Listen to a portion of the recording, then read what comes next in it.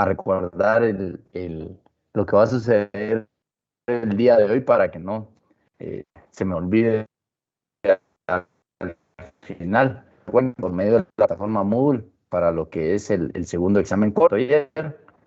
Entonces ahí para que lo tengan presente, es a las 5 de la tarde. Entonces para que se puedan meter ahí a lo que es el examen corto ayer. Entonces vamos a iniciar. Vamos a ver si puedo utilizar esto. Ver, presentación. Bueno, entonces el último día, muchachos, sí puede ver presentación, ¿verdad? Sí, ingeniero. Bueno, entonces el último día, muchachos, estaban platicando un poquito de tablas de vida. Vean, en el caso de lo de tablas de vida para nosotros es bien importante debido a que esta serie de datos nos dan un resultado importante desde varios puntos de vista. Acá lo más importante o lo que es importante recalcar es llevar a ustedes eh, el hecho de saber qué hacer con estos datos. Si se recuerdan, ese día vieron de que era importante determinar la esperanza de vida, debido a que esa esperanza de vida nos da un indicio de en qué momento podemos apoyar a una especie o en qué momento podemos venir y atacar a una especie que posiblemente nos cause algún daño. Entonces, apoyar a una especie que sea beneficiosa o simple y sencillamente venir y afectar a otra que de alguna u otra manera nos vaya a dar como resultado negativo en nuestras producciones. Eh, Acá hay que ser sincero en el hecho de poder venir y decirles que esto se logra con la práctica. Acá nosotros vamos a obtener buenos resultados. Sí, solo sí, practicamos esta parte de tabla de vida, pero simple y sencillamente no obteniendo solo los resultados, sino que yendo un poco más allá. En el caso de esta tabla de vida, muchachos, en el caso de las especies que son dañinas para nosotros, tenemos que investigar a las especies como tal. Y la investigación de esas especies como tal conllevan a que sepamos de que hay algunas, por ejemplo, las chinches, para nosotros son muy importantes a nivel desde el punto de vista de problemas con algunos cultivos, por ejemplo, los pastos, por ejemplo, algunos forrajes, por ejemplo, algunas especies como la caña de azúcar, ¿sí? Pero de eso no solo debemos de saber que es la chinche la que nos está afectando o qué especie nos está afectando, sino también en qué momento debemos venir y nosotros contrarrestar ese problema. En el caso de las chinches, si bien lo saben ustedes, nos afectan desde un punto de vista de adultos, ¿sí? Pero nosotros debemos de saber que venir y atacarlas desde un punto de vista de adultos es muy difícil. Entonces tenemos que venir y utilizar algunas otras herramientas, como por ejemplo el saber que esas chinches son más fáciles de controlar cuando están en un estado de ninfas. Entonces todo eso, muchachos, es lo que conlleva saber ser técnicos, establecernos desde ese punto de vista y con la esperanza de vida saber en qué momento posiblemente sea el momento de atacar, pero decir, bueno, si es más fácil controlarlas como ninfas, entonces veo ahí en el estado ninfal y saber en qué momento ese estado ninfal atacarlas, ¿sí? Entonces, es importante todo eso, muchachos, que no solo visualicen los datos y que se les haya dicho que es cuando haya mayor esperanza o menor esperanza, sino que también visualizar qué más podemos hacer para poder venir y ser más eficientes con los recursos que tenemos. ¿Estamos? ¿Alguna duda, muchachos? ¿Alguna duda que tengan con respecto a lo que les acabo de mencionar?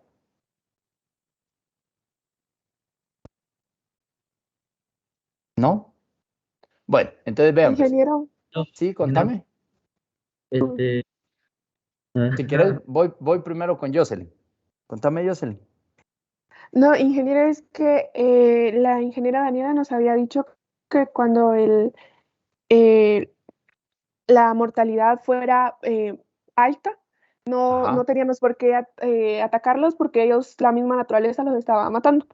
¿Mm? Pero en las tutorías, el ingeniero Abner nos dijo que él atacaría en una etapa mucho más joven, porque Ajá, correría el riesgo de reproducirse. ajá.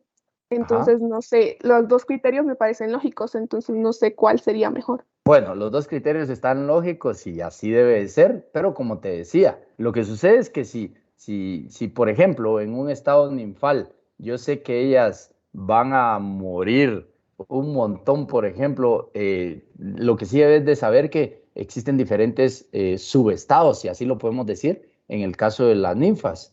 Por ejemplo, puedes tener ninfa uno, puedes tener ninfa 2, ninfa 3, ninfa 4, ¿sí? Y eso hace referencia a que, por ejemplo, si en la ninfa 4 es cuando ellos tienden a morir por ser esa especie, pero en la ninfa uno se te hace más fácil controlarlo, entonces controlas, por ejemplo, el 50% de la población, pero sabes que de ese 50% de la población que queda, en un estado ninfal 4 va a disminuir todavía más, ¿sí? Eso así es. Entonces, si puedes controlarlo en estado adulto o hacer también algunas actividades que te llevan o que conllevan a controlar también el estado adulto, también lo puedes hacer. La situación es que nosotros aquí lo analicemos como técnicos. Por ejemplo, Spodoptera frugiperda, que es uno de las especies que les hemos mencionado bastante para seguir con esa línea, ¿sí? Por ejemplo, es una especie que tiende a ser de la familia Noctuidae, si no estoy mal. Eso significa que ellos salen de parranda y salen a fregar y a pasear por la noche. Entonces podemos poner trampas también para estos adultos. Y al poner estas trampas para adultos, lo que estás haciendo es reduciendo la posibilidad de que ellos se reproduzcan. Ah, bueno, entonces reduciste los adultos, entonces reducir la cantidad de huevecillos que puedes tener en ese estadio. Pero también al reducir eso, reduciste también el estado ninfal uno. Y si puedes atacar el estado ninfal uno, pues lo haces y esos van a llegar a un estado ninfal 4 ya en menor cantidad y así es como se va haciendo un manejo de las plagas, ¿sí? En función a este tema que estamos hablando, con respecto a reducir lo más que puedas esa población. Y así lo va reduciendo y no lo vamos a eliminar por completo, pero sí vas a llegar a tener número de individuos abajo de un término o de un concepto que se llama umbral económico, umbral de daño. Entonces, mientras estés abajo, pues tu producción va a ser eficiente. Entonces, por eso les decía, es que no es simple y sencillamente venir y decir, señores, miren, en estado adulto cuesta. No, pero van a haber algunos que no van a costar. En estado ninfal es lo mejor. No, para el caso de las chinches sí, pero para otro insecto posiblemente sea en estado adulto, o sea en estado de huevo, ¿sí? O sea en estado de larva. Entonces, por eso les decía, no simple y sencillamente es tener el concepto como tal, sino que saber cómo atacar ese concepto desde varios puntos de vista. Entonces, ¿quién de los dos está bien y quién de los dos está mal? Ninguno, ¿sí? O sea, los dos están bien desde diferentes puntos de vista y por eso les decía, la situación es venir y controlar todo con respecto a esa plaga. Entonces, no solo podemos venir y decir, bueno, nos dijeron esto y aquí ataco. No, tengo que ver de quién me están hablando y quién es ese individuo y cómo atacar a ese individuo, porque si se va a reducir de forma natural, pues en buena hora. Pero si lo ataco aquí antes, puedo tener este beneficio y si lo ataco después, puedo tener este beneficio, pero siempre utilizando los menores recursos posibles. Y eso va a hacer que tú tengas como resultado ser más eficiente en tu producción. Entonces, no es tan fácil, muchachos, no es tan fácil. Entonces, a todo eso nosotros en algún momento, y ustedes lo van a escuchar, lo conocemos como manejo integrado de plagas. Entonces, todo es importante, solo se los menciono para que después cuando lleguen a su curso de entomología, ya sea agrícola o forestal, ustedes vean de que sí se utiliza toda esta parte y todo es un concepto como tal que conlleva a que nosotros vengamos y hagamos un buen trabajo en relación a lo que queramos llegar a obtener. ¿Estamos? Ahora, si yo te digo, es un individuo que es beneficioso, es un individuo que podemos venir y tener buenos resultados de él. Entonces, yo sé dónde es donde se ve más afectado naturalmente. Entonces, lo ayudo. Por ejemplo, aves guatemalenses que tienen un bajo porcentaje de germinación. Entonces, ¿qué hago? Lo ayudo en su proceso ahí de que sí produce un montón de semillas, pero esas semillas muy poquitas van a germinar. Entonces hago actividades que conllevan a obtener mejores resultados en el proceso de germinación. Pero también veo que en la etapa inicial de crecimiento se ve afectado, también tengo que hacer ahí otras actividades. Entonces, eso es llevar a tener ese manejo integrado, porque de alguna forma vamos a tener mejores resultados. Entonces, eso es, muchachos, no es simple y sencillamente agarrar el concepto como tal, es analizar para poder llegar y dar el mejor resultado posible. ¿Estamos, Jocelyn? ¿Sí? Bueno, Sí, ¿alguien más, muchachos? ¿Había otra duda? Sí, pero es que mi duda era la tasa neta de reproducción, pues, que cuando estábamos en tutorías, este tema entró en confusión porque, o sea, la ingeniera Daniela dijo que la tasa neta de reproducción era afectado después, o sea, con lechones muertos que nacían en el parto. Y Ajá. el owner nos dijo que esos, o sea, las momias no afectaban nada en la tasa neta de reproducción. Ajá. Solo eran las que, o sea, morían después del nacimiento, ya sea por, no sé, tal vez por el destete o algún proceso. Vaya, Pero, ahora lo que nosotros tenemos que tomar en cuenta, muchachos, es el hecho del concepto como tal. Entonces, aquí es donde nosotros tenemos que detenernos también y ver qué engloba la parte del concepto. Porque si el concepto, ustedes se van al concepto, ahorita que ya lo estudiaron, le voy a preguntar a Alejandro José Mora, le voy a preguntar, ¿cuál es el Ingeniero, concepto de tasa neta de reproducción? tasa neta de reproducción es la cantidad de hembras que nacen por individuo. Vaya, ahora les pregunto, si es el número de hembras que nacen por individuo, ¿qué sucede después del parto? Es que eso ya no nos afecta. La situación es venir a establecer qué es lo que pasa en el momento del nacimiento. Después, sí, tenemos que visualizar esos datos como técnicos y un montón de cosas que lo van a ver en su curso por sinocultura y todo eso, que ahora se va a llamar producción animal, pero si se dan cuenta, la definición es bien directa. Es el número de hembras que nacen, ¿sí? De otro individuo. Entonces, ¿qué es lo que pasa? Que en ese momento nosotros establecemos la tasa neta de reproducción que tenemos. Entonces, por eso les decía, muchachos, no se encierren en un concepto como tal, sino que deben de no, analizar ese concepto para llegar a tener su resultado, ¿sí? Sí, Edgar. es que mire, es que también con lo neto, o sea, lo neto es como que si nos dijera, o sea, lo que tenemos, Sí, muertos o fuera de, entonces, por eso, o sea, miraba lógico que también sea una opción, porque si nos dice que es algo neto, entonces va fuera de muertos. Entonces yo consideraría que, o sea, sí afectaría después del nacimiento, pero, o sea, entré en confusión en eso. vaya, ahora yo te pregunto, si nosotros venimos y hablamos de esa tasa neta de reproducción y la tenés, ¿qué es lo que sucede? Después te va a afectar en la reproducción como tal, y eso yo estoy consciente.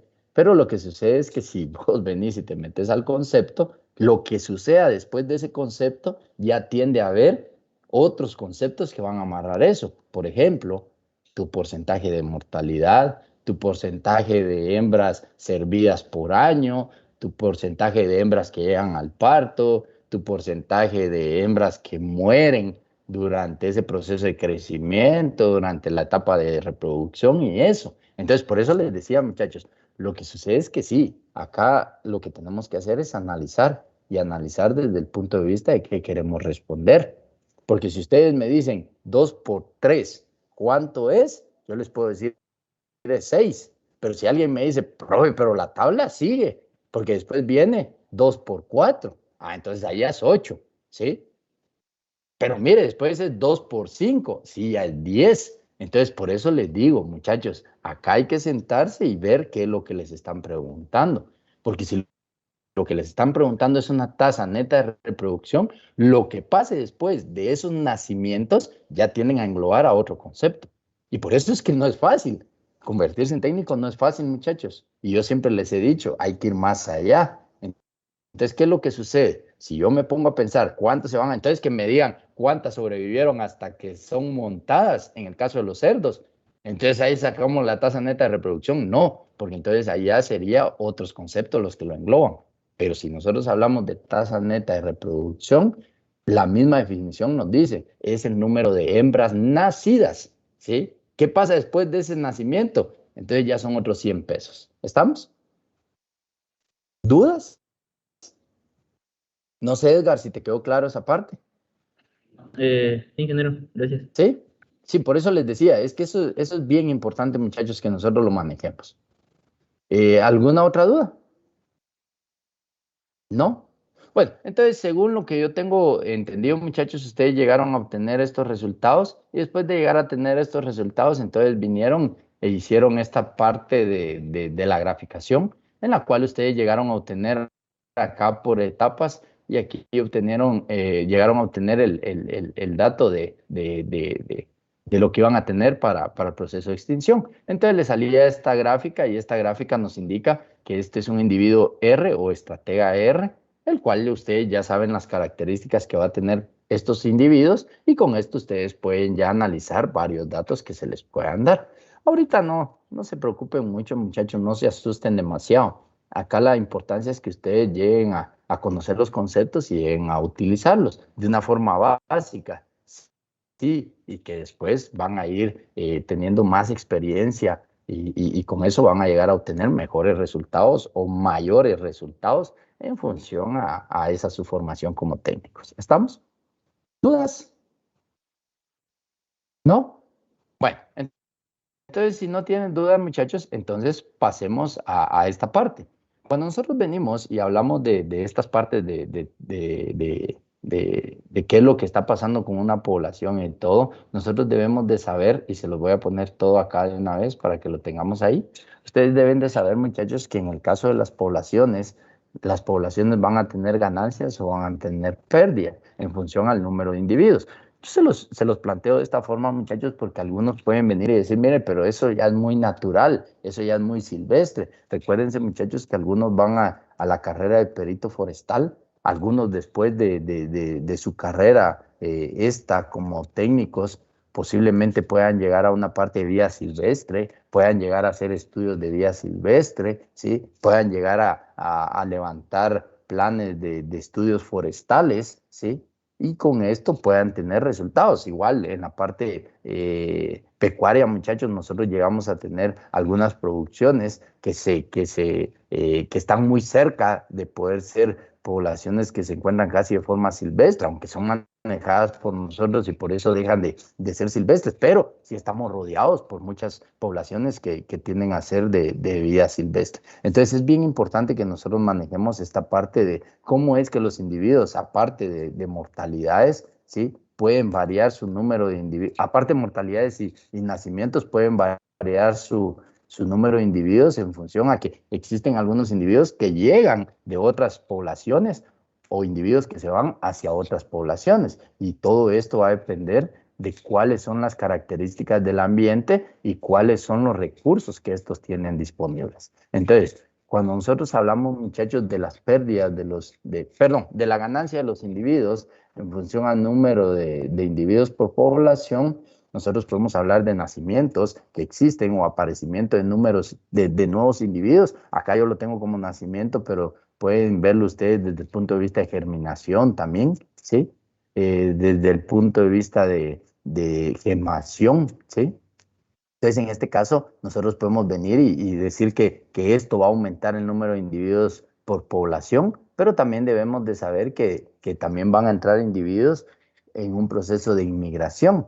Entonces, puede llegar un pulgón, 2, 3, 4, 5, 10 pulgones de otra población. Hay que aprovecharse de los recursos que tenemos en una producción, por ejemplo, de rosas, a una producción, por ejemplo, de chatías, ¿sí? Entonces pueden llegar nuevos individuos y eso va a alterar cómo es que los recursos están disponibles. Pero también debemos de saber, muchachos, que a eso se le debe restar cómo es que el individuo también pasa sus etapas de vida, donde pueden haber muertes por un ciclo de vida, ¿sí? O por algunas condiciones del ambiente, pero también pueden haber emigraciones, como les decía. Entonces, estos pueden ya tener recursos limitados y debido a esto poder irse a otro lugar donde existan mayor cantidad de recursos. ¿Estamos? Entonces, todo esto, muchachos, se basa en estudios, todo esto se basa en muestreos, todo esto se basa en censos, dependiendo de los recursos que tengamos disponibles para poder venir y determinar los individuos que existen en una población. Sí, solo sí, recuérdense, tomamos en cuenta la parte que es bien importante de espacio y tiempo. ¿sí? No es lo mismo hablar de una población hoy por hoy, que les digo, noviembre del 2021, hablar de febrero del 2022, ¿sí? Va a ser completamente diferente.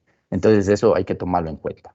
Bien, entonces, si yo viniera y les preguntara, ¿una población puede sobrepasar la capacidad del ambiente? Alguien podría decirme sí, no, y si es sí, ¿por qué? Y si es no, ¿por qué? Vamos a ver.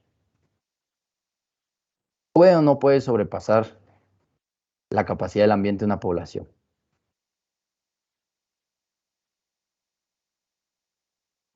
Sí puede. Sí puede.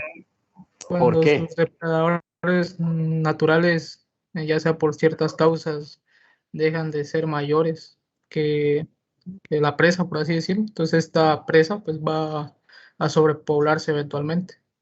Bueno, posiblemente pueda darse. Denis dice sí, dando paso a la sobrepoblación también puede ocurrir. Pero ojo, muchachos, hay que tener cuidado, porque si nosotros venimos de sobrepasar la capacidad del ambiente, eso significa que de alguna forma algún recurso debe ser limitante.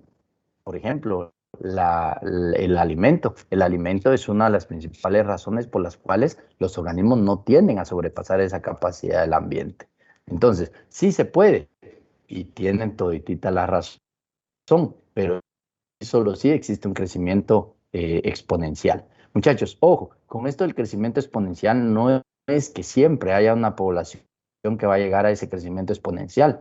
Yo sí quiero dejarles claro esto. Si nosotros visualizamos el tipo de crecimiento de cada una de las poblaciones, que eso ya lo pueden hacer ustedes de acuerdo a las inquietudes que les queden, se van a dar cuenta que todas las poblaciones tienden a crecer de una forma exponencial al principio. Pero ¿qué sucede? Luego el ambiente viene y llega a un límite. Y al llegar a ese límite, entonces las poblaciones lo que tienen que hacer es acomodarse a ese límite. Y como les decía, principalmente ese límite tiende a ser el alimento. Otro tiende a ser el espacio, ¿sí? Dependiendo de qué poblaciones hablemos. Entonces ahí es donde empieza a reducirse la velocidad de crecimiento. Entonces, si hay crecimiento, puede sobrepasar las capacidades, sí, media vez exista un crecimiento exponencial, que generalmente todas las especies tienden a tenerlo desde un principio. ¿Estamos? Contame, Eric. Yo solo tenía aquello de que yo una vez me puse a investigar porque Ajá. me entró la duda, porque como en matemáticas estábamos viendo modelos exponenciales y me entró la duda de dónde salía el número de Euler, creo que se llama, pero la I. Ajá, ajá. Y me metí a ver un video y el video decía de que ese número salía de el que la creó, era porque estaba buscando qué tanto podía aprovecharse él del banco con correr los plazos de los pagos y las cuotas y cuánto él podía aprovechar eso para poder sacarle provecho al banco, y encontró que lo único que alteraba sería la cantidad que es el número. Ahorita no me acuerdo muy bien específicamente cuánto es equivalente, pero dijo que eso era lo que daba el número. Entonces, según eso, tengo entendido de que así fue como sacaron el modelo exponencial, de que ese número estaba relacionado porque no era tanto lo que llegaba a aumentar una población, sino que iba con toda una medida, así como se dice, con un modelo exponencial, porque entonces a eso me baso yo en decir de que yo a esa pregunta diría de que no, sí puede, pero no muchos casos se darían y se terminaría mal. ¿Por qué razón digo eso? Porque en el caso que puso el compañero de que hay los animales que cazan, atrapan a la presa y van a tener más población. Pero ¿qué pasa cuando estas cazadores se quedan sin presas? Que ya cazaron a todos los que ellos podían cazar y ya no tienen ni con qué alimentarse y terminan mal. Aparte de eso, tenemos que tomar en cuenta de que no todo ser vive para siempre. Entonces es como que van a haber muertes y ahí es donde se mantiene el balance entre la población, que es casi imposible llegar a un punto de que la población supere a la capacidad del ambiente, que incluso ese era un problema que planteaba, no me acuerdo creo que era un matemático, que lo planteaba que tenía miedo de que en algún momento la población de la humanidad sobrepasara la capacidad de este mundo. Pero según cálculos, se dieron cuenta de que eso no podría ser posible por el modelo exponencial. Va, ahora con lo último que mencionaste, solo te voy a empezar a responder de adelante hacia atrás con lo que acabas de decir y está bien, de ahí sale ese número y cada especie tiene que ser estudiada para poder llegar a tener ese número, que es un número bien específico. Pero acá hay una parte bien importante, Eric. Por ejemplo, en los modelos exponenciales, por eso te decía, se lo voy a poner así bien fácil. Muchachos, si el mundo llegara a deshabitarse, ¿sí? Y ponen a 10 hembras con 10 machos en Rusia, que es uno de los países más grandes y todo, ¿sí? Entonces vienen y te los ponen ahí y todo. Vas a tener alimento un montón, vas a tener espacio un montón. Y con lo que vos decías de que los humanos no llegamos a sobrepasar, yo te podría decir que ya estamos sobrepasando. Entonces, ¿cómo vean ustedes lo del COVID y todo eso que se está dando, muchachos? Cada uno tendrá su idea, pero yo te podría decir, mira, si esto es natural, es una respuesta de sobrepasar esos límites del ambiente. Porque entonces, ¿qué está ocurriendo? El propio ambiente lo que está diciendo es, señores, tranquilícense porque de aquí no pueden pasar. Aquí está tu límite y de aquí no puedes pasar. Lo estamos viendo con las contaminaciones. ¿Por qué los ríos son contaminados? Están siendo contaminados porque ya no hay dónde tirar todos nuestros desperdicios, dónde poder venir y para poder venir y sacar todo lo que ya no utilizamos. Entonces, si te das cuenta, de esa parte nosotros sí estamos obteniendo un resultado que sí es haber sobrepasado esos límites del ambiente, pero de alguna forma nosotros, porque hemos sido productivos y hemos sido eficientes, hemos llegado a que si esta línea era el límite, hemos llegado acá, mira, con espacios. Sí, lo que pasa es que si ahora te das cuenta, estamos haciendo edificios donde las personas pueden habitar y eso ya va de una forma vertical, porque si lo agarramos de forma horizontal ya no cabemos. Ahora te lo digo con el alimento, ahora hemos mejorado las variedades, perdón, hemos mejorado las especies, hemos creado variedades, hemos creado híbridos que de alguna forma ha ido estirando un poquito más ese límite, pero sí hay un límite. Y si te das cuenta, si evalúas la población hace 100 años, con respecto a ahorita, nosotros seguimos teniendo ese crecimiento exponencial, pero nosotros que tenemos esa capacidad de poder modificar los límites que tenemos, de poder modificar los recursos que están disponibles.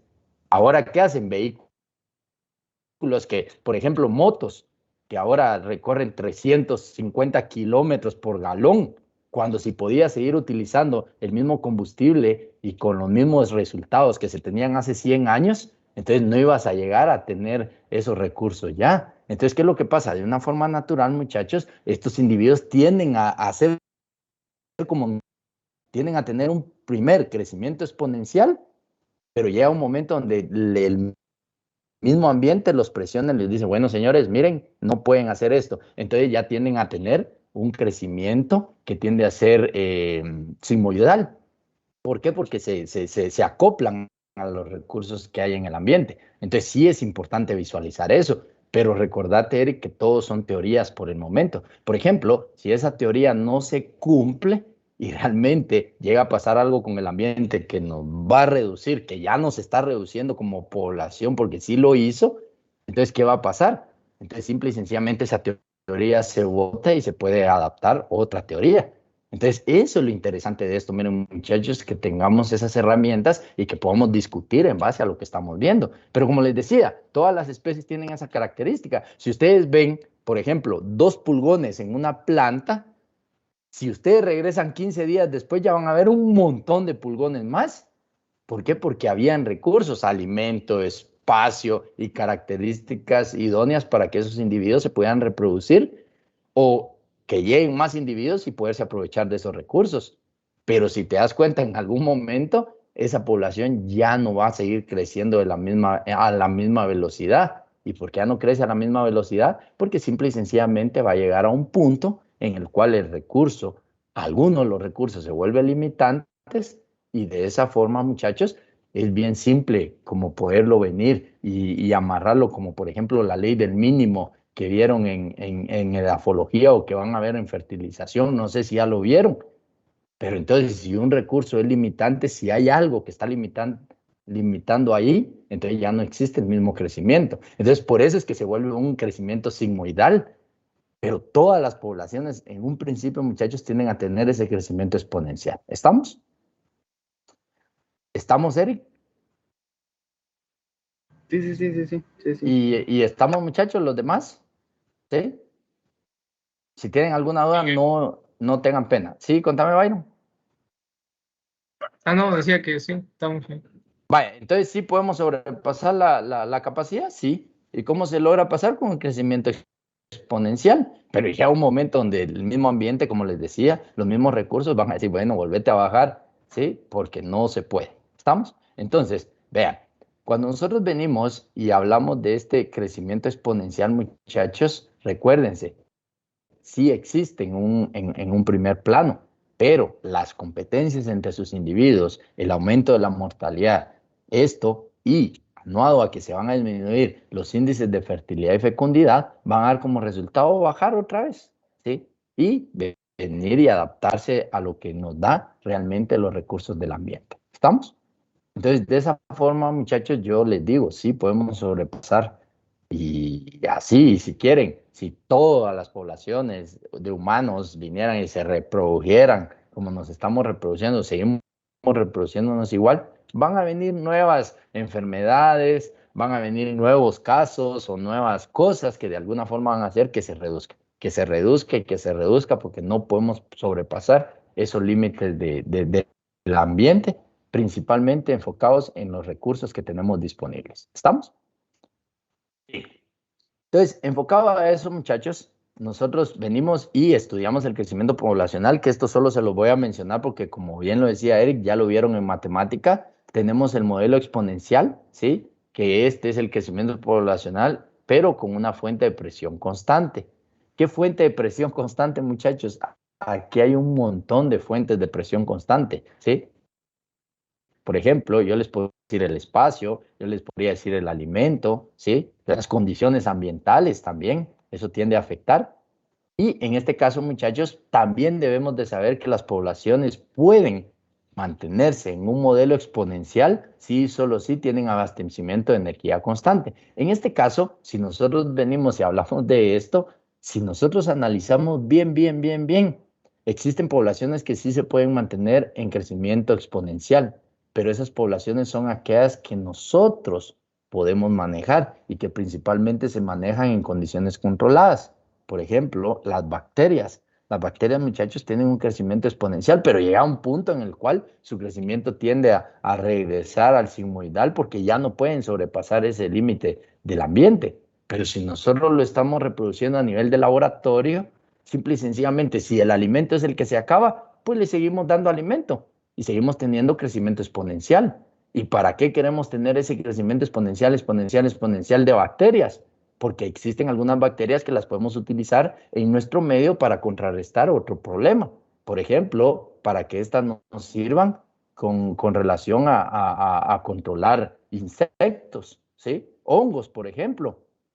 Muchachos, ellos también tienen un crecimiento exponencial al principio, después es sigmoidal de forma natural, pero a nivel de laboratorio nosotros vemos qué es lo que le falta, le damos ese recurso y simple y sencillamente volvemos a obtener ese crecimiento exponencial con el objetivo de llegar a tener mejores resultados en función a reproducir más ese hongo porque nos va a servir para contrarrestar problemas de insectos, ¿sí? Entonces, si se dan cuenta, muchachos, sí podemos mantener nosotros eso y todo eso está en función al tiempo. Por ejemplo, en un laboratorio, ¿por qué no puedo darle yo las condiciones de temperatura ideales? Humedad ideal. Entonces le mantengo todas esas características y le mantengo su alimento constante. Entonces, de esa forma, yo puedo reproducir a esos individuos siempre de una forma exponencial. Pero si no es a nivel de condiciones controladas, llega un momento, muchachos, en el cual cualquier recurso tiende a ser limitante. ¿Estamos? Vamos a ver. Bueno, ahí está.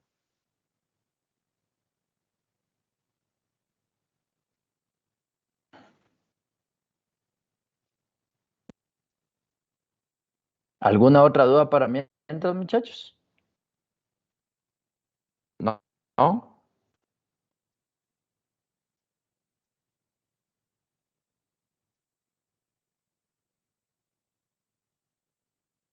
Ingeniero, disculpe, tengo una ¿Sí? consulta. Contame. Eh, o sea que nosotros al sobrepasar la capacidad del ambiente, sí solo como que ampliamos el tamaño de población que podemos tener, pero el límite siempre es más arriba, es más grande que nosotros.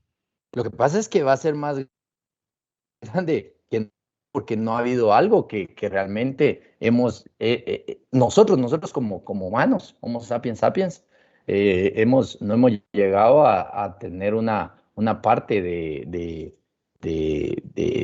tener una limitante. Porque si yo te preguntara, ¿qué limitantes podemos tener nosotros? Vamos a ver cuál me respondes.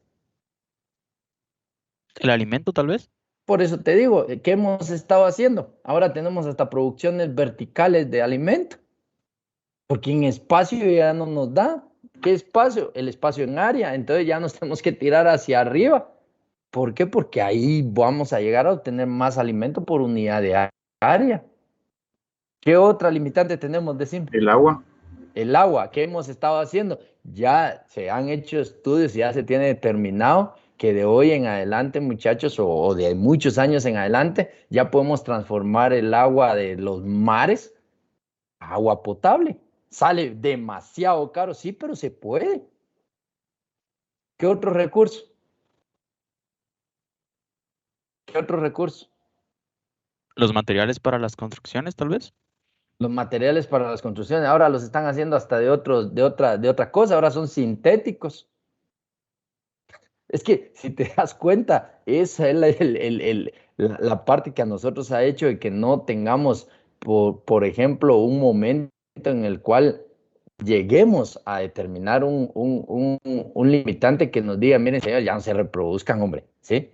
O buscar nuevas alternativas. Yo siempre lo he dicho, para mí, y no quiero oírme mal, y no quiero faltar el respeto a nadie, ni de alguna cosa de esas, pero yo lo he dicho, muchachos, fíjense que para mí solo nos podríamos reproducir, y lo digo así, todas aquellas personas que, por ejemplo, tenemos un título universitario, una maestría. ¿Por qué? Porque van a ser personas que van a tener un mejor sueldo y con eso vamos a poder mantener a un hijo bien, pues, o con las mejores condiciones. Vamos a poder dar mejores educaciones y un montón de cosas. Podría ser una salida, no sé, por eso lo digo, sin falta, y solo es un pensamiento mío. ¿Pero por qué? Porque no hemos llegado a ese limitante. Cuando digan, miren, señor, ya no hay alimento, a ver cómo nos peleamos por ese alimento. Yo no sé si lo han visto ustedes en las películas, pero en las películas llega un momento donde ya no hay alimento. ¿Y qué hacen? Simple y sencillamente vienen y empiezan a matarse, empiezan a pelear por ese alimento y un montón de cosas que pasa en la forma silvestre. Pero como nosotros ya no somos silvestres como tal, muchachos, por eso no hemos llegado a topar. Y por eso les decía, el humano sigue reproduciéndose de forma exponencial, ¿sí? Solo que se reproduzcan los inteligentes, no hay una forma de que lo podamos medir. Está bien, está el IQ y un montón de cosas, pero eso no te hace más inteligente que otro. Y por eso les decía, pero si vos llegas a cierto grado, pues tu ingreso va a ser mejor. Y de esa forma, pues vas a poder mantener a un hijo. Va, con una ingeniería, va, con una maestría puedes tener 2 hijos. O sea, si te das cuenta, podemos ir ahí haciendo algunas cosas, pero que no son factibles. ¿Por qué? Porque yo tengo el derecho a reproducirme como tiene el derecho alguien que nunca estudió. Y por eso les decía, es bien importante eso, muchachos. Pero en la naturaleza sí se ve bien marcado que va a haber un factor que va a limitar y por eso ya no sigue creciendo exponencial esas poblaciones. ¿Estamos? Bien, entonces, hablando de esto, entonces, muchachos, ¿sí? Entonces, la capacidad del ambiente solo va a limitar a una población de manera silvestre o de manera natural.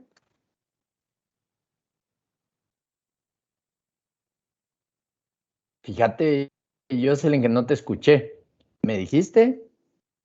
Que la capacidad del ambiente solo va a limitar Ajá. a una población en forma natural o silvestre, porque si la Es tenemos que, ya como establecida, sí. ajá, correcto, si ya la tenés establecida, por ejemplo, si tú tenés maíz y el área solo te da para establecer, te voy a poner un dato, así rapidito, 100 plantas de maíz. Sí, ¿por qué? Porque los nutrientes solo para eso te alcanzan, pero si tú tienes la capacidad de aplicarle más nutrientes, entonces sembrás 200, sembremos 300 si se puede, pero tú tenés que estarle dando constantemente ese recurso que es limitante. Y ese recurso en estos momentos, a lo que estamos hablando, serían los nutrientes, ¿sí? Entonces, por eso te digo, si tú te das cuenta, de forma natural siempre tienden a tener un limitante, pero de forma manejada, pues nosotros somos los limitantes, nosotros decidimos hasta qué momento llegan. Entonces es bien importante todo eso, muchachos, ¿sí? Aquí mencionaban el territorio, no, por eso les decía, ahora con que nos den un apartamentito de 4x4, muchachos, ¿cuántos apartamentos no pueden hacer para arriba? Imagínense 100 pisos de 40 apartamentos por piso, imagínense cuántos están viviendo ahí, en un territorio donde podrían habitar bien 10 familias, pero ahora ya no habitan 10 familias, habitan un montón.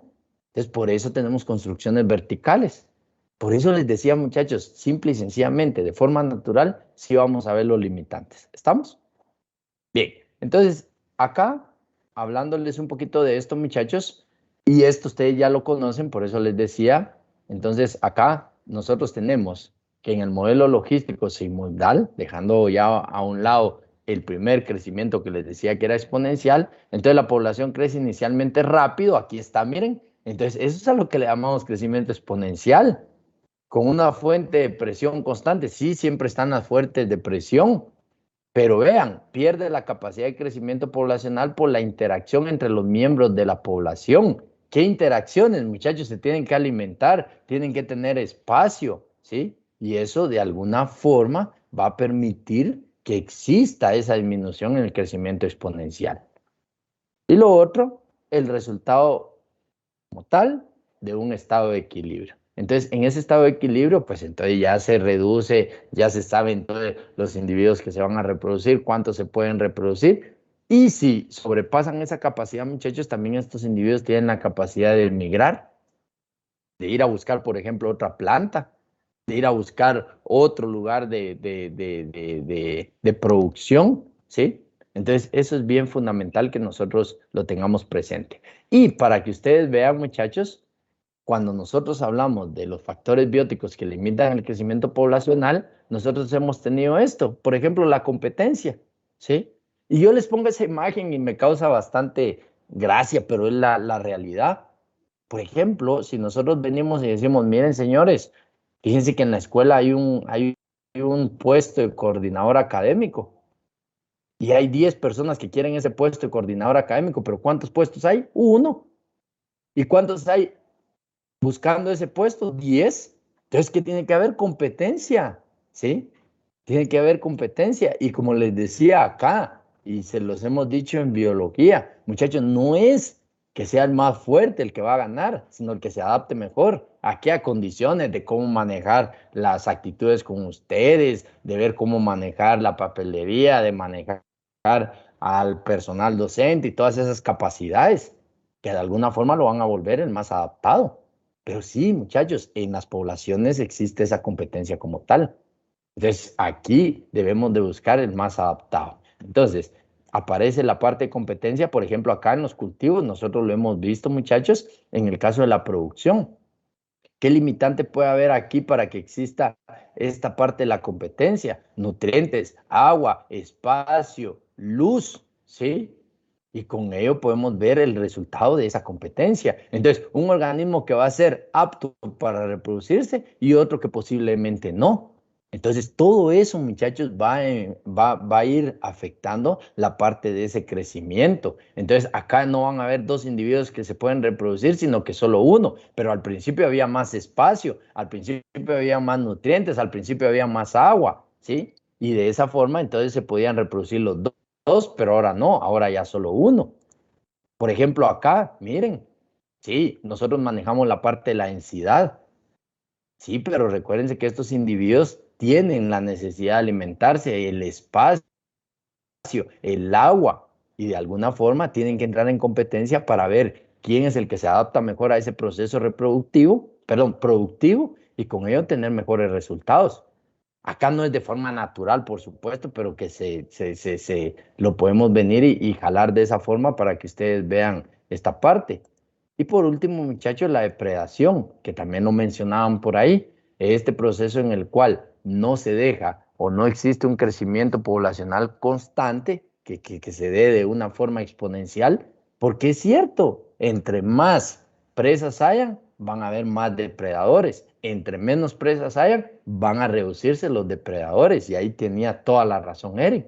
Pero hay que tener esa relación. Entre más presas, más depredadores. Entre menos presas, menos depredadores. Porque van a depredar los que sean más fuertes. Pero ¿y si el otro no es fuerte para depredar? Entonces se va a morir. Entonces solo van a poder alimentarse los que realmente se adapten a ese proceso, ¿sí? Y van a tener como resultado la disminución poblacional, el aumento de disminución. ¿Por qué? Porque tienen que estar en un constante equilibrio. ¿Estamos? Bien, entonces, relacionado a eso, muchachos, los modelos de crecimiento, eso ya lo saben ustedes, lo mencionaba Eric también allí, con este dato de E, ¿sí? Entonces, en este caso, muchachos, sí tienden a ser constantes en función a lo que estamos utilizando, pero ojo, muchachos, aquí más, lo que me interesa a mí en relación a la ecología es que ustedes vean esta parte que es R. Esta parte R, muchachos, que es la tasa instantánea de crecimiento per cápita, esto significa por cada individuo, ¿sí? A veces denominada tasa intrínseca de crecimiento poblacional, sí, porque tiende a ser tan específico, muchachos, que es por especie, ¿sí? Tiende a ser por especie. Entonces, esto es bien importante que nosotros lo estudiemos en relación a cada uno de las poblaciones que nosotros tengamos en estudio. Entonces, esto sí tiende a ser de suma importancia. Lo que les decía en función a lo que a mí me interesa en ecología. Ustedes lo pudieron ver desde el punto de vista matemático, ya lo saben hacer, que es algo que a nosotros nos facilita este proceso, pero sí quería que tuvieran en cuenta esto, que sí tiende a ser un dato muy específico, ¿sí? Y acá, muchachos, la capacidad de carga era lo que les decía. ¿Cuál es el tamaño poblacional máximo que se puede tener debido a un ambiente que se presenta? Entonces, esto también es bien importante y era lo que hemos estado hablando todo este tiempo, de que realmente no podemos nosotros creer que va a existir un crecimiento exponencial siempre, que puede empezar con un crecimiento exponencial, sí, pero que posteriormente se va a convertir en un crecimiento logístico. ¿Estamos? Entonces, el tamaño de la población que es importante para nosotros, ¿sí? El tamaño poblacional inicial, esto con respecto al tiempo, ¿sí? Y con esto, muchachos, ustedes sacan ese dato de cuántos individuos van a existir por unidad de tiempo en función a la unidad de área que ustedes están estudiando. Entonces, vean, como todo esto ya lo tienen, muchachos, acá les tenemos un ejemplo nosotros que quiero que lo hagan. Este lo pueden hacer ustedes en 3 minutos. Lo tenemos con una población de ardillas grises. ¿Por qué? Para salir un poquito del tema agrícola y forestal, pero tomando en cuenta siempre, muchachos, como les decía, que van a haber mucha versatilidad en ustedes, que también pueden hacer estudios silvestres o algunos que les guste esa carrera y que posteriormente la sigan, pero de alguna forma, muchachos, estas poblaciones tienden a ser silvestres. Vean, el tamaño poblacional inicial es de 30 individuos, el valor de R acá es 0.18, la capacidad de carga va a ser de 200 individuos. Entonces, ¿qué necesito yo? Muchachos, yo necesito que al final ustedes hagan respecto al tiempo, que aquí está en años, recuérdense que puede ser segundos en relación de algunas bacterias, por ejemplo, pueden ser minutos también relacionados a bacterias, pueden ser horas, pueden ser días, pueden ser semanas, pueden ser meses, pueden ser años, como en este caso, y lo que quiero es que utilizando el modelo exponencial y el modelo logístico, ustedes me determinen cuál es la población de estas ardillas en función a estos años con relación a la población inicial que tenemos. ¿Estamos? Entonces, bueno, pues muchachos, trabajen, tienen 3 minutos para sacar, 1 minuto para sacar esto, 1 minuto para esto y 1 minuto para esto. Entonces, trabajen pues muchachos y me dan los resultados.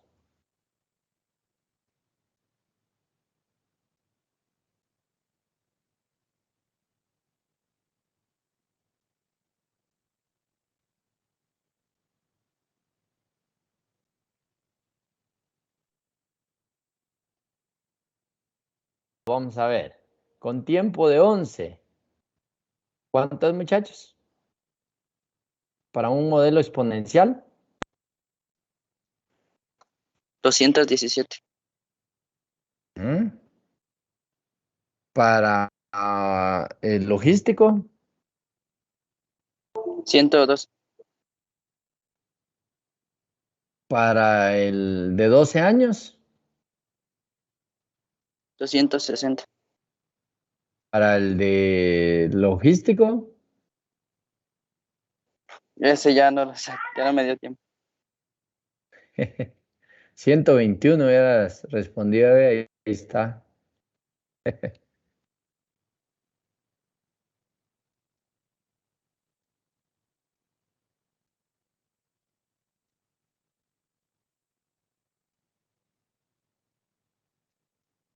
Bueno, entonces vean, pues, como ustedes pueden sacar esos datos, muchachos, y ahí tienen esa parte para que ejerciten un poquito. Y como les decía, aquí lo más importante es que nosotros analicemos esos datos. Entonces, si se dan cuenta, de una forma logística, muchachos, no sobrepasamos la capacidad de carga, pero teniendo un modelo exponencial sí se puede. Aquí la situación es que si nosotros lo analizamos de una forma que no sea solo los números, déjenme contarles que acá no se va a lograr no se va a lograr obtener esto. ¿Por qué? Porque en un inicio sí puede haber un crecimiento exponencial como tal, como les decía, pero que no van a llegar a estos datos. Está bien sacar esos datos, pero al final sería ilógico pensar que una capacidad de carga de 200 individuos se va a convertir en 446 individuos. ¿Estamos? Entonces ahí es para que ustedes vayan analizando y vayan viendo esos resultados. ¿Cómo podríamos llegar a tener esto? Era lo que les decía. Si la capacidad de carga son 200 individuos, entonces verificar por qué se da esa capacidad de carga y en función a esa capacidad de carga, pues nosotros dándole un manejo correspondiente a esos individuos, llegar a obtener esos 446 individuos que se pueden tener en función a 15 años, iniciando con 30 individuos, utilizando un modelo exponencial. ¿Estamos? Entonces, así es como hay que analizarlos. Miren. ¿Dudas? ¿No? Bueno, entonces si no tienen dudas, entonces Sí, sigamos. podría repetir, perdón, es que no me he activado el micrófono. ¿Podría repetir lo que dijo? Disculpe. Era lo que te decía, que en función a esto, si te das cuenta, si uno viene y lo analiza desde un punto de vista ya los datos, no en bruto como tales, porque aquí nos están dando datos en bruto como tales, nosotros podemos venir y analizar que la capacidad de carga va a ser de 200 individuos y que el modelo logístico nos va a permitir estar abajo de esa capacidad de carga. Pero en un modelo exponencial, si te das cuenta, a partir de los 11 años, pues ya tenemos un rompimiento de esa capacidad de carga. Entonces, ¿será que es posible que se llegue a dar eso? Es imposible. Entonces, ¿qué es lo que va a suceder? Posiblemente el crecimiento sí inicie como un modelo exponencial, pero después se va a establecer como un modelo logístico, debido a que la capacidad de carga van a ser 200 individuos. ¿Cómo podemos llegar a tener en 15 años 446? Sí, solo sí, nosotros venimos y proveemos de los recursos limitantes que se den debido a la capacidad de carga que se tiene en este estudio. ¿Estamos? Entonces sería de analizarlo. Si es alimento, pues otorgar alimento. Si es espacio, pues otorgamos espacio y toda esa parte. Pero sí es importante que nosotros vayamos analizando esta parte. ¿Sí? Sí, gracias. ¿Alguien más, muchachos? ¿No? Bueno, entonces si no hay nadie más, entonces así nos quedaría la curva. como les decía, acá enfocado en cómo se van a dar las diferencias. Entonces, entre un modelo exponencial y un logístico, pues vamos a tener estos individuos de diferencia en los años a estudios. Y como les decía, acá posiblemente podamos ver un modelo más acercado a la realidad, aunque esto también se puede dar en un inicio, como les decía, pero de alguna forma la capacidad de carga va a hacer que esa población vuelva a reducir su número de individuos. ¿Estamos? Entonces, como les decía, no solo es de ver esos datos, muchachos, no solo es de, ya lo saqué y con eso ya gané. No, es de analizar esos datos en función a lo que se tiene. Bien, entonces, siguiendo, muchachos, entonces, para continuar con esta parte, es importante que nosotros ahora ya vengamos y empecemos a hablar de un tema un poquito más arriba, que la comunidad. En la comunidad, si se dan cuenta, nosotros hemos utilizado acá una de las definiciones más sencillas que se tienen para poder venir y darnos el resultado, que es lo de la población, y simple y sencillamente ese conjunto de poblaciones que interactúan en un lugar físico determinado. Acá lo único que yo le agregaría es en un tiempo determinado. Recuérdense que a mí me gusta siempre mantenerles esa parte porque no es lo mismo tener una comunidad hoy, noviembre 2021, que tener una comunidad noviembre 2022. Entonces pueden haber variaciones en función de las condiciones del ambiente, principalmente de los limitantes que pueden existir. Entonces, relacionado a eso, cuando nosotros hablamos de, vamos a ver, cuando nosotros hablamos de una comunidad, muchachos, acá nosotros generalmente cuando hablamos de población podemos venir o iniciando o al iniciar con el tema de la ecología, nosotros podemos hablar de los organismos bióticos y de la parte abiótica. Pero acá hay algo bien interesante. Cuando uno ya habla de comunidades desde el punto de vista ecológico, uno debe saber que a todititos los organismos vivos en una comunidad le vamos a llamar biocenosis. Acá nosotros vamos a englobar a los animales, a los vegetales y a todos aquellos microorganismos. Entonces acá también entran hongos, ¿sí? Que vamos a tener como individuos. Y si alguien me pregunta, mire, y también entran los animaloides, los vegetaloides, todos esos organismos entran. Entonces, de alguna forma, muchachos, nosotros cuando hablamos de comunidades ya hablamos de los organismos vivos como la biocenosis de esa comunidad, pero también debemos de saber que el biotopo en una comunidad va a ser el medio físico. Yo no sé cuántos han escuchado hablar del biotopo del Quetzal. Entonces, ¿qué es lo que nos están diciendo con el biotopo del Quetzal? Nos están diciendo el medio físico donde vive el Quetzal. Y eso va a amarrar a todas las condiciones de ahí. Precipitación, humedad, viento, iluminación o luz solar, toda esa parte, muchachos. Entonces, ahí nosotros ya no hablamos de factores abióticos, sino que hablamos de un biotopo. Y eso es bien importante que ustedes lo manejen como un lenguaje técnico enfocado en la parte ecológica. Bien, entonces, ¿qué es lo que estábamos hablando hace un momento? Muchachos, que nosotros... ¿Sí?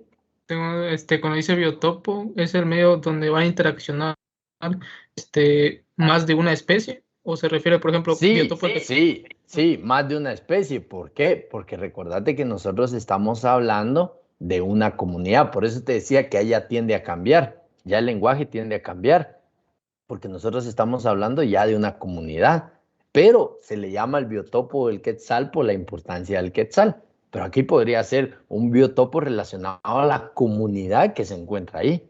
Y dentro de esa comunidad, ¿sí? Ahí está el Quetzal.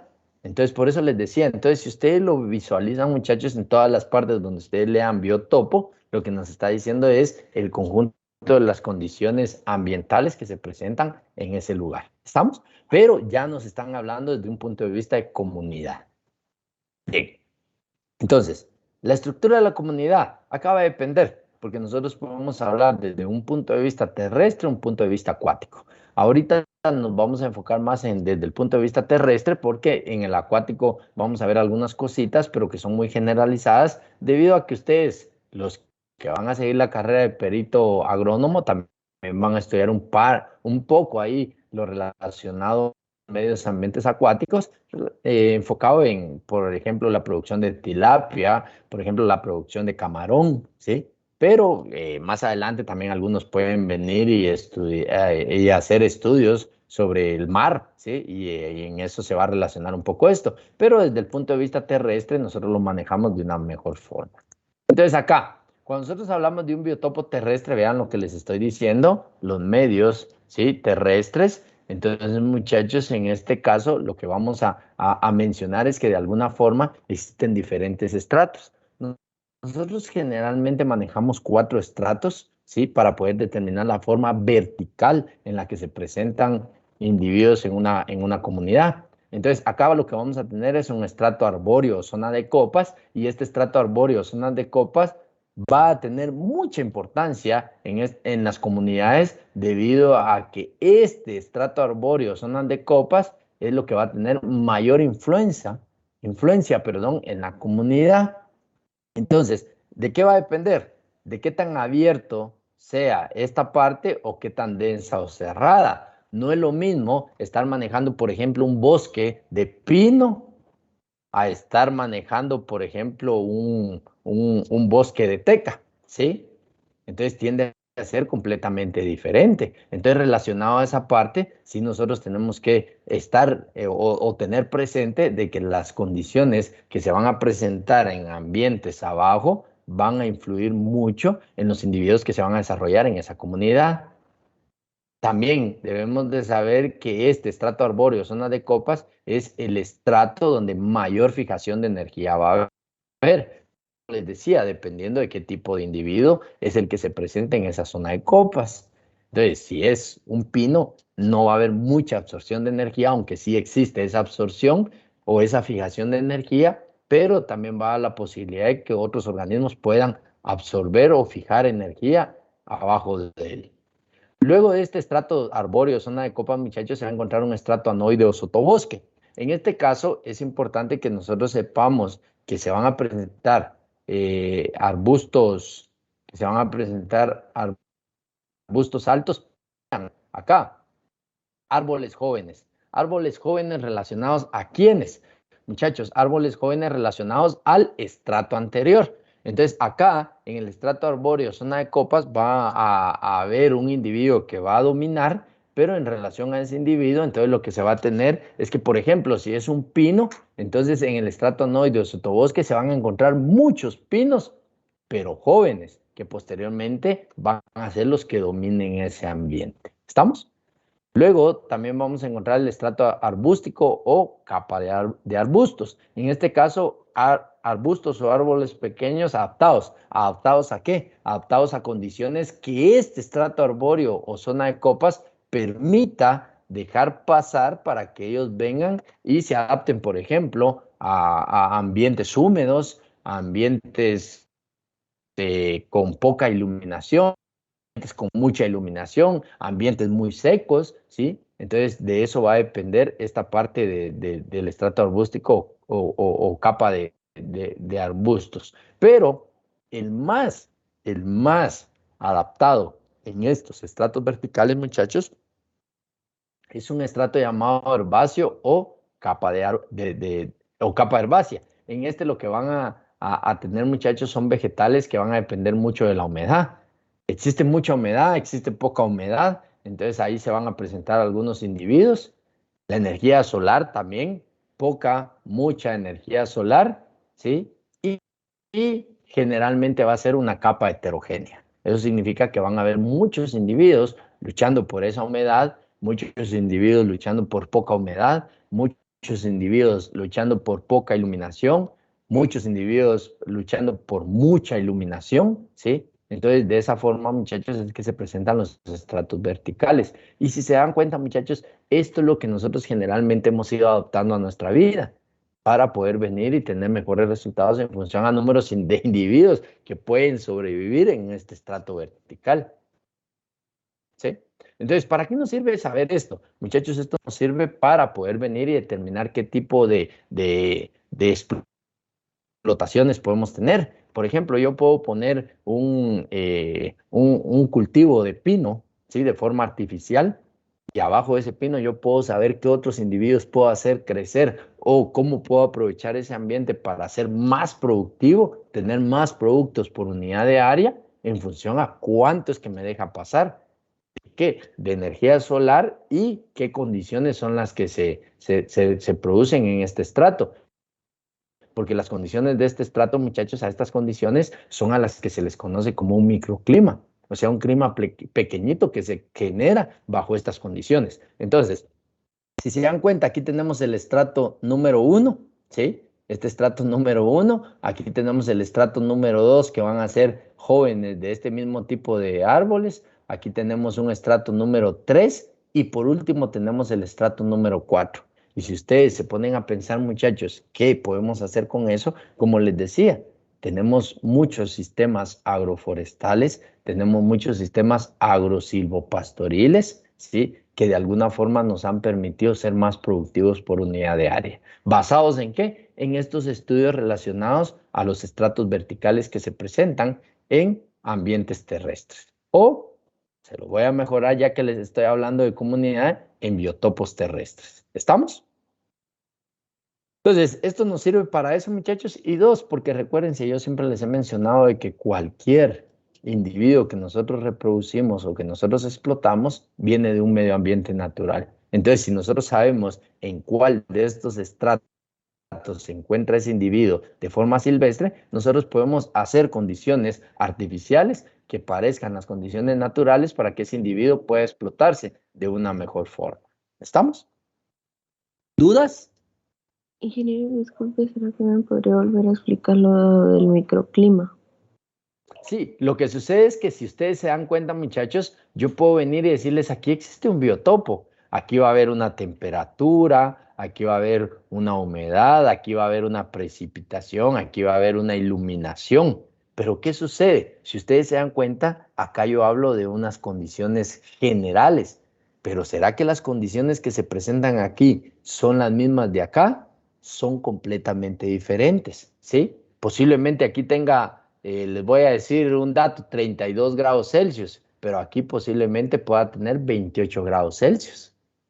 ¿Basado en qué? Basado en que aquí las condiciones permiten que se forma un microclima. Y si no te queda claro ahorita, no tengas pena, de todos modos más adelante vamos a ver qué es un microclima, pero para que ustedes ya empiecen a adquirir, para que ustedes ya empiecen a adquirir esas palabras técnicas que se utiliza de forma ecológica, muchachos, aquí entonces lo que estamos logrando es un microclima. Y les aseguro, muchachos, que el microclima que se produce aquí es completamente diferente al microclima que se produce aquí, miren, y al que se produce aquí, y al que se produce aquí. Entonces va a depender de qué tan específico quieran hacer ustedes un estudio.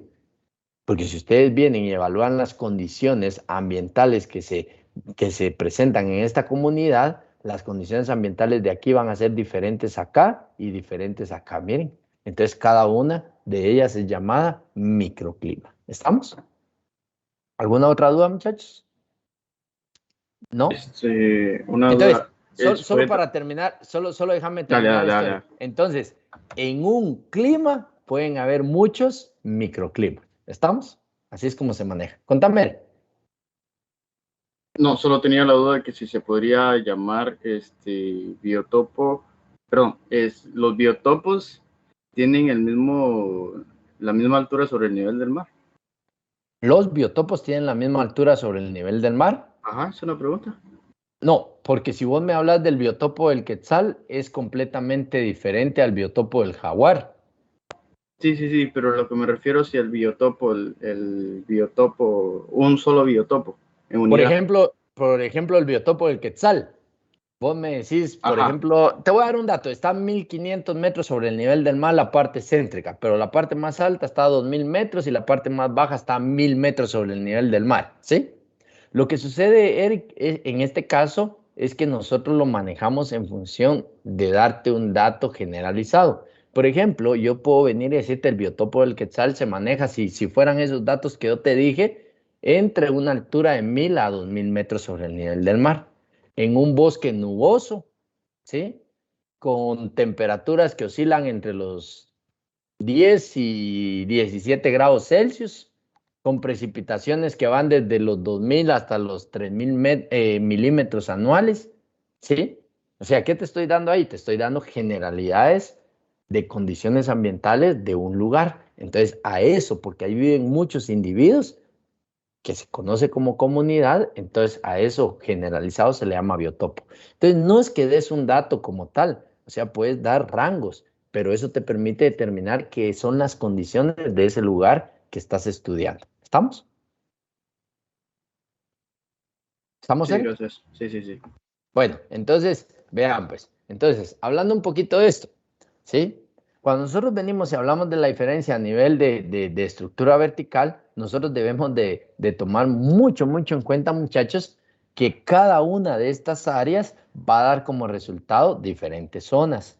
A esas diferentes zonas se les conoce con el nombre de zonación. Entonces, les voy a poner la definición, muchachos, y creo que tengo aquí esto, ¿sí? Vean qué dice, zonación. Patrones de variación espacial en la estructura física y biológica de la comunidad. O sea, el biotopo y en la biocenosis de la comunidad. Muchachos, esto engloba la parte vegetal, la parte animal y los microorganismos, tomando en cuenta que ahí pueden aparecer también los hongos y esa parte que les decía de los animaloides, fungoides, vegetaloides y toda esa parte. Entonces, hablando generalmente de los organismos que tienen vida. Entonces, vean, pues, diferencia a nivel de estructura vertical. Muchachos, lo vamos a poner fácil. ¿Qué es una zonación entonces? Vean, pues. No sé cuántos han viajado de qué lugar a qué lugar, ¿sí? Pero es bien importante que ustedes visualicen un lugar. Por ejemplo, yo voy a visualizar la costa sur y voy a visualizar la parte de occidente. Si yo empiezo a avanzar de la parte sur hacia occidente, los que han pasado por esa ruta no me dejarán mentir que hay una variación en esos estratos verticales. Si yo voy de la costa sur hacia occidente, lo primero que voy a ver es un montón de árboles, o sea, una zona de copas o una parte arbórea, ¿sí? Donde yo voy a ver un montón de árboles que tienen hojas anchas. Entonces eso voy a empezar a ver. Y un ambiente donde va a haber un montón de hojas anchas. Pero si yo sigo avanzando hacia occidente, va a haber un punto en el cual yo voy a ver que esos vegetales de hojas anchas se van a empezar a entrelazar con algunos vegetales que ya tienen algunas formas cónicas, ¿sí? Y que ya tienden a tener características diferentes en función a la forma de sus hojas. Ya voy a empezar a ver algunos pinos, voy a empezar a ver algunos cipreses, por ejemplo, voy a empezar a ver algunos abies guatemalensis, dependiendo en qué tan occidente esté. Y después de pasar esa zona donde hubo una montonadera de esos dos tipos, entonces me voy a quedar con solo individuos que tienden a tener esas características cónicas. Ahora, si yo me voy de aquí de la parte central hacia la parte, perdón, de la parte de oriente a la parte del norte, yo voy a ver lo mismo. Si se dan cuenta, en la parte de occidente, de oriente, perdón, lo que van a ver van a ser algunos árboles así bien distanciados entre ellos y un montón de vegetales que tienen espinas bajo ellos. Pero si nos vamos a la parte del norte, vamos a empezar a ver otras vegetaciones más abundantes, con mayores tamaños de individuos y con otro tipo de hojas. Entonces, muchachos, a cada una de esas estructuras es a lo que ecológicamente se le llama zonación. Y de ahí es donde aparece la parte de las zonas de vida. Porque todo eso está amarrado a las condiciones ambientales, a las condiciones de los biotopos. Entonces, cada estructura de esas, muchachos, se le llama zonación o son zonas que nos van a presentar individuos diferentes. Entonces, ¿qué sucede? Por ejemplo, aquí podrían ver ustedes que estos árboles son los que dominan, pero para acá pueden haber otro tipo de vegetales que sean los que dominan. Entonces, esta es una zona diferente a esta zona. Y de acuerdo a las características de esta zona van a tener un montón de individuos animales viviendo en esa zona, pero también van a haber otro montón de individuos animales viviendo en esta zona, pero de igual forma aquí van a haber un montón de individuos microscópicos viviendo, pero aquí van a haber otro montón de individuos microscópicos viviendo. Entonces, si se dan cuenta, de acuerdo a las características de los biotopos, así es como se van a desarrollar diferentes tipos de especies relacionadas en la formación de una comunidad. ¿Estamos? Entonces, ¿qué es zonación? Van a ser los diferentes estratos que se van a presentar de acuerdo a las características de los biotopos. ¿Estamos? Entonces, relacionado a esto, muchachos, ustedes deben de saber que a mayor estructura vertical, mayores recursos y espacios habitables disponibles. Y eso es bien importante. Siempre tomando en cuenta esto. ¿Dónde inicia el medio natural? ¿Dónde finaliza? Muchachos, eso es bien complicado. Si ustedes hacen estudios de forma silvestre, se van a dar cuenta, muchachos, en serio. Por ejemplo, en un bosque natural, se van a dar cuenta que en un momento van a estar bajo condiciones de individuos o de biocenosis diferentes a los que ya entraron. Y van a decir, puchica, entonces allá atrás es el límite. No, porque van a haber algunos individuos que van así, queriendo empezar la dominancia. Entonces, o empezando a ser dominados. Entonces, muchachos, eso es bien importante. Y como les decía, les hablo un poquito de esto porque nosotros hemos hecho algunos estudios basados en vía silvestre, principalmente de esos estratos verticales. Y hemos encontrado un montón de diferencias entre un lugar y otro lugar. Y se los voy a decir mejor. Un montón de diferencias entre una zona y otra zona. Y alguien podría decir, sí, porque son zonas diferentes. Y ahí está la respuesta correcta. Muchachos, porque son diferentes zonaciones, ¿sí? Entonces, en este caso, ¿dónde inicia, dónde finaliza? Es bien difícil. Entonces, ¿qué es lo que tenemos que evaluar nosotros? Medidas de similitud o diferencias entre comunidades. Y a los límites entre una comunidad y otra comunidad se le llama zonas de transición. ¿Estamos? Entonces ustedes van a encontrar algunas zonas que tienden a ser diferentes a una comunidad y a otra comunidad. Por ejemplo, si yo vengo y les digo, miren, aquí está la comunidad A y aquí está la comunidad B, podría decirles, aquí está la zona A y la zona B, la zonación A y la zonación B. Ustedes van a ver que siempre ocurre esto, miren. Va a haber un traslape entre ellas. ¿Y por qué va a haber un traslape entre ellas? Y si se dan cuenta, al poner así los dedos, se van a dar cuenta que esto no es un límite así, sino que va así, miren muchachos, ¿sí? Y eso nos permite a nosotros saber que esta es una zona de transición.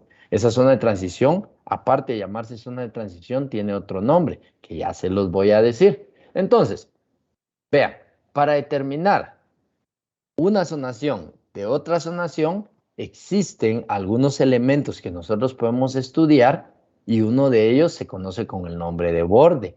El borde, vean, dice donde se encuentran dos o más comunidades. Entonces, si nosotros venimos y hacemos esto, muchachos, se los voy a poner así parejos para que no haya problema. Aquí. Entonces, acá donde están mis dedos, a eso se le llama un borde, ¿sí? Porque eso me permite definir que de ahí para acá, no de forma exacta, y de aquí para acá, no de forma exacta, yo voy a tener una zona y voy a tener otra zona. ¿Por qué zonas diferentes? Porque van a estar conformadas por comunidades completamente diferentes. Entonces, en este caso, muchachos, yo voy a tener un borde en el cual puedo tener un borde que se conoce como borde inerte, y estos son producidos por cambios abruptos de condiciones ambientales. ¿Qué condiciones? Tipo de suelo, topografía, el sustrato o un microclima. Recuérdense que también les hablaba de microclima. Entonces, vean, yo puedo tener aquí una comunidad y puedo tener aquí otra comunidad, miren. Entonces, acá va a ser conocido como borde. ¿Por qué? Porque las condiciones de esto es diferente a las condiciones de esto. Entonces, los organismos que se van a desarrollar acá tienden a ser diferentes a los organismos que se desarrollan acá. Y eso es bien importante que nosotros lo tomemos en cuenta. ¿Estamos? Entonces, posiblemente la temperatura aquí sea diferente, la altitud sea diferente, ¿sí? En cambio, en este caso, nosotros vamos a tener condiciones diferentes. Entonces, acá la temperatura va a ser diferente a esta. Entonces, acá en este punto vamos a tener un borde, pero aparte de ese borde vamos a tener una zona de transición. ¿Estamos? Entonces, esta va a ser una zona diferente y esta va a ser otra zona diferente. Entonces, relacionado a eso, muchachos, también debemos de saber que pueden haber bordes inducidos. Estos bordes inducidos pueden ser cambios resultado de perturbaciones naturales, en el cual puede existir por un incendio, tempestades o inundaciones. Pero estos pueden ser abruptos. ¿Qué significa abruptos, muchachos? Que se pueden dar de forma directa, de forma ya, ¿sí? y también pueden haber esos cambios que pueden ser de forma de transición, pero eso dependiendo de la adaptación de una u otras especies relacionadas a la comunidad que se están presentando. ¿Por qué llegué a este punto? Muchachos, porque quiero dejarlos con esto. Miren, hasta acá vamos a llegar hoy, pero sí quiero que englobemos todos los datos que les acabo de dar, las definiciones que les acabo de dar para que ustedes vean. Miren qué dice, ecotono, áreas, o sea, espacios compuestos por una mezcla de especies que se pueden encontrar en comunidades adyacentes. Le voy a preguntar a Surian del Carmen. ¿Con qué relacionas el ecotono, Surian, de lo que hemos hablado? Hola. ¿Con qué lo relacionas?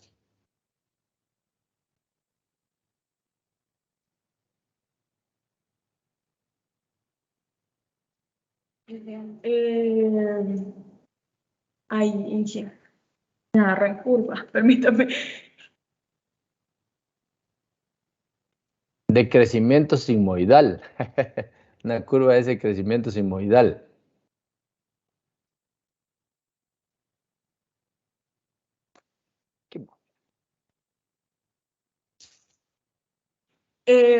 Como dice que son áreas o espacios compuestos por una mezcla de especies, ay, no sé, tal vez como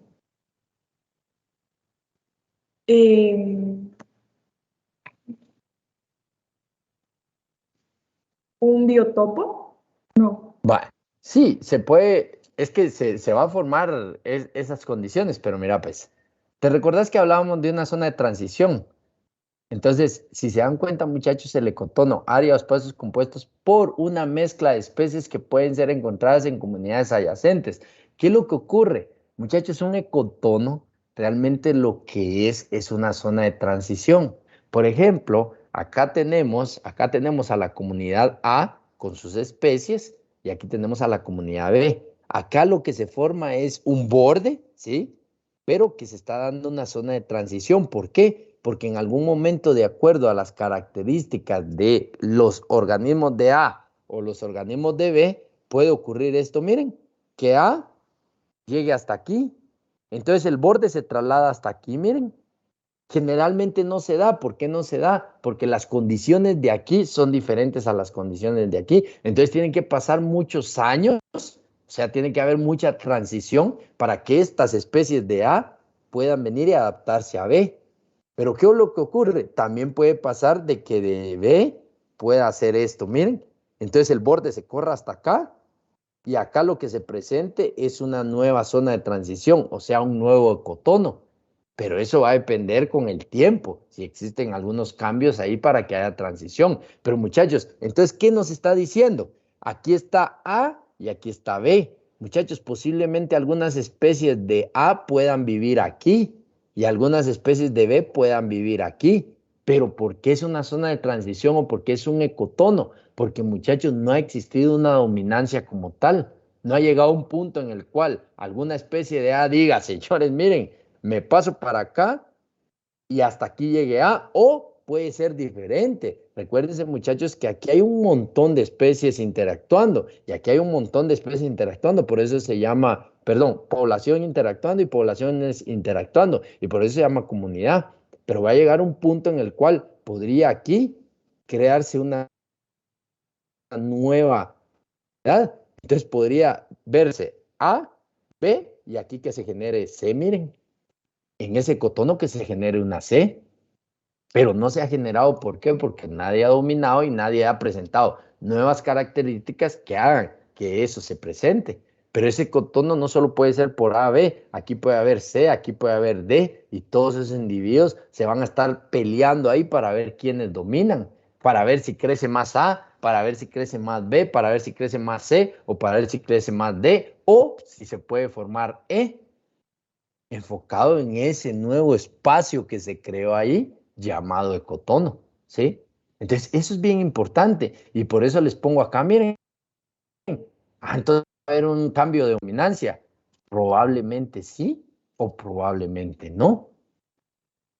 ¿Por qué sí? Porque puede haber alguna especie que se le facilite dominar, un montón de especies que se les facilite dominar con respecto a las demás, pero puede haber un momento en el cual ninguna tenga esa capacidad de dominar. Entonces siempre se va a quedar como un lugar de transición llamado ecotono, ¿sí? Entonces eso es lo que puede suceder en un ambiente natural. ¿Dudas, muchachos? ¿Dudas?